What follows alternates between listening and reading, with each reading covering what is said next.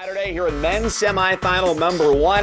It's Seattle's Sockeye and Boston Ironside from Frisco ISD Memorial Stadium on a beautiful evening in Frisco, Texas. You know, at the Pro Flight finale in Davis, the final competition with all the top teams, these two clubs, Sockeye and Ironside, went a combined 4-9, and yet here they are in the semis. Alex Capinos pulls in the huck as Ironside gets on the board first. A 1-0 lead for Boston. Danny Clark the score.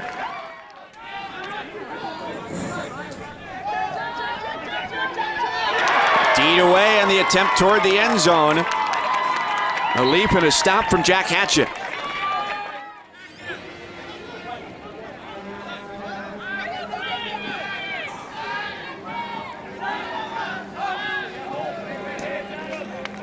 And that will not come back. That'll stand.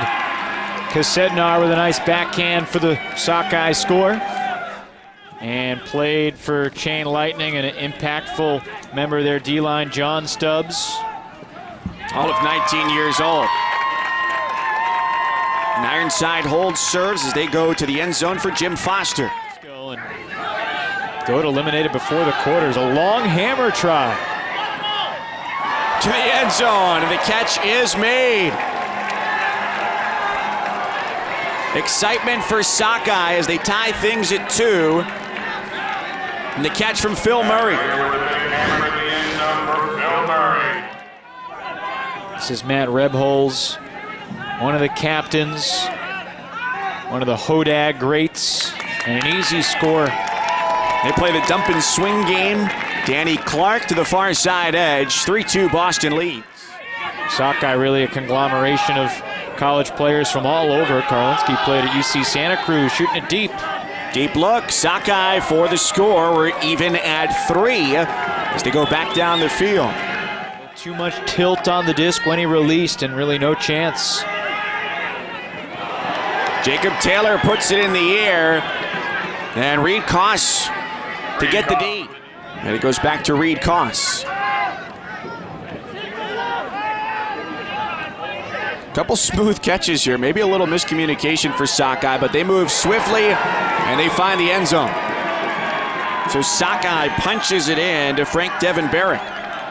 And it's the first lead for Seattle as well. Taylor over to Stubbs. He wants to throw deep and does. One-on-one matchup at the goal line. Oh, did he get it? Alex Capinos. And the score for Ironside. Capinos kept it alive, and Alex Cooper chased it down. They've had a couple chances to break. Open space for Seattle. Sockeye gets the huck ahead to Matt Rader. Now he goes end zone. And a sky. We got a score for Seattle. Rader put it up, and Castine absorbed the contact. Pryl, who got screened. He still had a step, though, and he still got the score. Oh, the footwork fantastic there from Peter Pryl. They go right back to the same spot. Usually when you see somebody that wide open, it is going to be a pick. One thing Seattle has done is make some tough catches when the throws haven't been right on the money. Seattle still made the play. Sideline of the end zone, and a travel call on the throw. And it's waved off. So Sockeye gets the score. Adam Holt tiptoes the sideline to make it 6-5 Seattle. Marquette in the end zone being guarded by one of the Sockeye captains, Tyler Kinley, but they go right up line, and then Marquette. Rebholz, 1 foot in, 1 foot out, off the straddle to his right, and Marquette evens things 6-6. Sockeye is making some really nice cuts down the field. They're picking their spot, though, and a fantastic defensive play by Jack Hatchett. So there was no foul call on that long huck try off the turn, and there's the first break of the day for Boston. Pure turn. Foster finds Russell Wallach. Sockeye wants to go deep again. They do. It's just short of the goal line. And Seth Reinhart looks to be hurt. We do have an injury on the play. He went down really hard. Seth Reinhart shaken up for Ironside.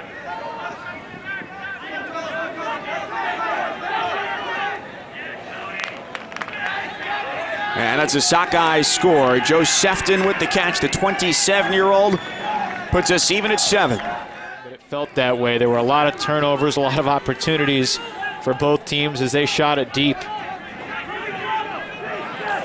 An Ironside turn. Sockeye with a chance to take half. That's right on the goal line. Reed Cost with the turn, with the defense. This would be big. Remember, Sockeye receives serve to start the second half. And it's Sockeye taking half 8-7 on the goal from Joe Sefton. That's a significant turn there for Ironside. Yeah, just a bad throw, miscommunication. Ironside 7. Up line ahead to Phil Murray. He picked up a couple goals first half. He hucks end zone. And that disc falls incomplete. Looked like it was intended for Chris Gesedner. Foul call. Looked like his first foot came out of bounds, but you can be forced out because of a foul. Force out foul, that's in the end zone. Yeah, that's a goal. The force out foul creates a Seattle score. It certainly would put him in a league of his own. That Still 8-foot might be. wingspan really helps. Looking for Stubbs. Stubbs with breakaway speed. Ironside, the quick answer. Stubbs, we didn't call his name much in the first half. An impact here to get the second half going for Boston. There's a foul away from the disc, no contest. Karlinski rotates it for Joe Sefton. And an easy score. Sockeye comes right back with the answer. Sam Harkness guarding Stubbs again, and Stubbs has a couple steps. Clark hangs it up. Stubbs grabs a rotating disc in the end zone. They do it again. Another hawk to George Stubbs. Ironside quickly right back down the field. A quadruple header today. Triple header coming up tomorrow.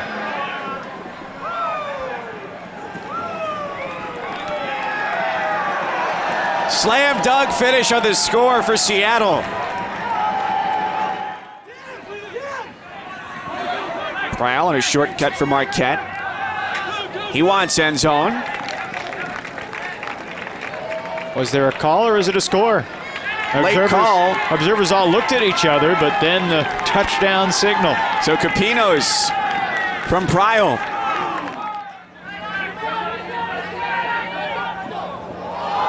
And it goes in and out of the hands of Reed Koss, who just came in. This is a big opportunity here for Boston. That's the first turnover of the second half, I believe, for Sockeye.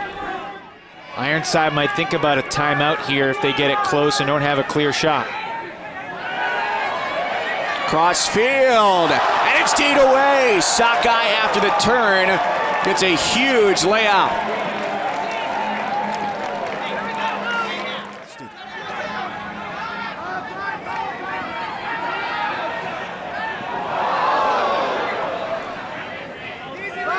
Koss looking end zone. Way wide open, and Joe Sefton high steps his way across the goal line for the Seattle goal. Soft cap on, it's now game to 14. So the road becomes a lot easier to the finals here over the last few points for Seattle than it does for Boston. You get a defensive play like the one Matt Rader just made. Here's a impossible hammer made to look so easy by George Stubbs. That was unreal. Stubbs to Peter Prowl. In a blink of an eye, and a score about 50 yards for Boston. It's a game to 14 here with Seattle in possession and the lead. And on that last one, Rusty sort of realized it was a bit of a reckless layout. Did not take any exception to the TMF, was ready to move on and play through it. Look at this offense. Quick releases by Sockeye. That was beautiful. An absolutely picture-perfect possession for the Fish. One goal away from moving on to the finals. Marquette has had a somewhat quiet second half. Here's Taylor, and he flicks across the goal line. That's an Ironside score, rather efficient on that possession. Marquette with the emphatic conclusion to the possession. We got Neff, Wallach, Stubbs, Prowl, Simmons, among others out there for Boston.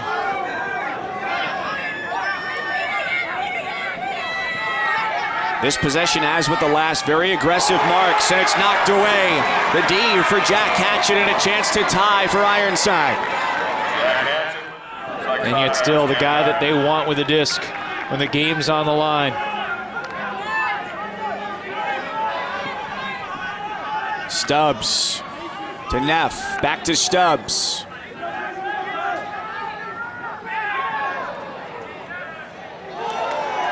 That's to the end zone, but there looked like contact as Alex Simmons went down about 10 yards out of the goal line. If the pick call did not occur within 10 feet, they will wave it off. Defender needs to be within 10 feet of the offensive player.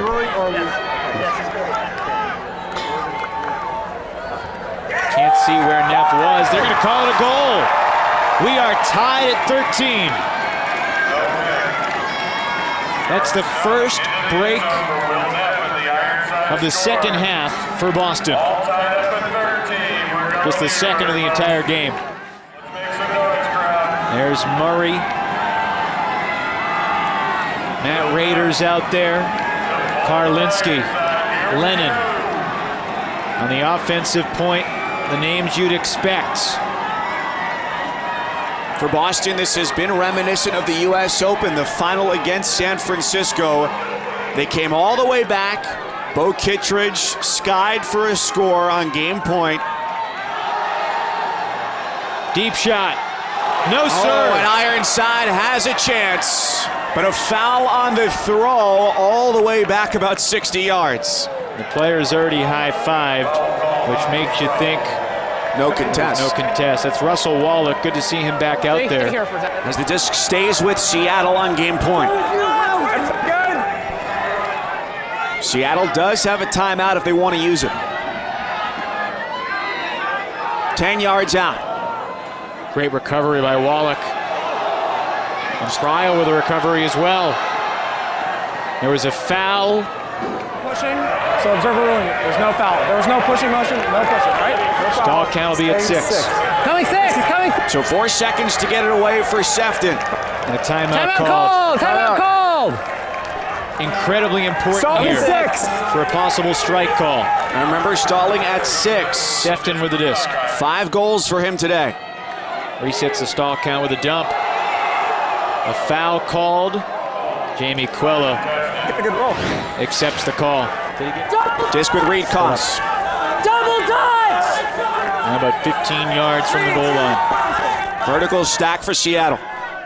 Josh McCarthy, probably as nervous as he's ever been.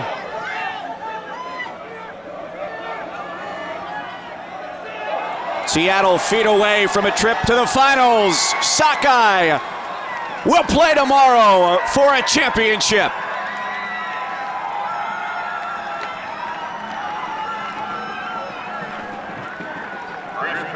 Matt Rader, the final grab,